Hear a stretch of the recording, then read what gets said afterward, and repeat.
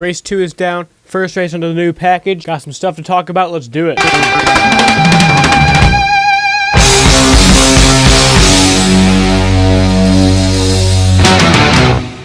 what's up guys, it's Sam here. How are you guys doing today? Hope you're having a fantastic day today.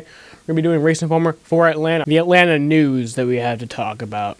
Post-Atlanta. Alright, so let's talk about some news. Bubba Wallace had an unsecured lug nut. After the race, they checked it. He had an unsecured lug nut, and that caused his crew chief, Derek Stamens, to be fined $10,000. Matt DiBenedetto also had an unsecured lug nut, and his crew chief, Michael Wheeler, was fined $10,000 also. It was also initially announced that the 13 had been penalized, of Ty Dillon had been penalized, but that was a confusion and miscommunication, and it was actually Bubba Wallace who had been penalized. Alright, now let's get into the race rundown. This is the first race with the new package. I don't really know what I think about it. Honestly, like the racing was not good.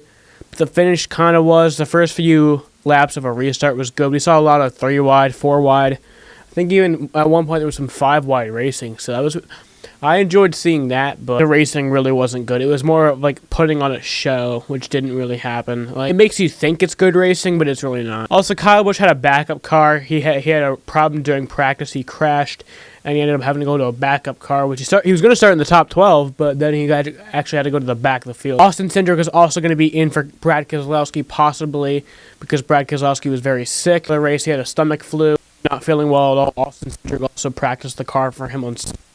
The race started. Eric Almirola had the pole.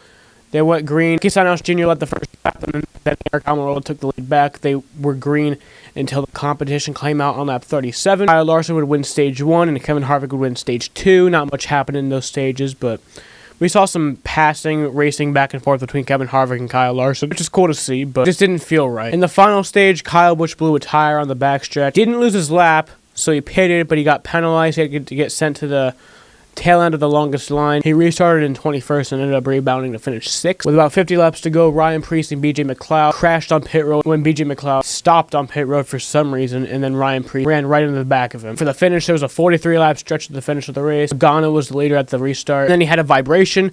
He pitted, which caused him to not win the race because he lost a lot of positions. Brad Keselowski took the lead, and then it was kind of a close battle with him and Martin Truex Jr. coming towards the end of the race. And then Brad Keselowski ended up winning the race, which is kind of cool because he broke the record for most wins for Penske Racing, and he has the most wins for Penske Racing throughout all of his series that he's raced in. It's Roger Penske. He doesn't just own a NASCAR team. He owns an IndyCar team. He owns like an IMSA team. I think he owns more teams. I don't even know, but that's Brad Keselowski in the Cup Series and the Xfinity Series, so he has the most wins now.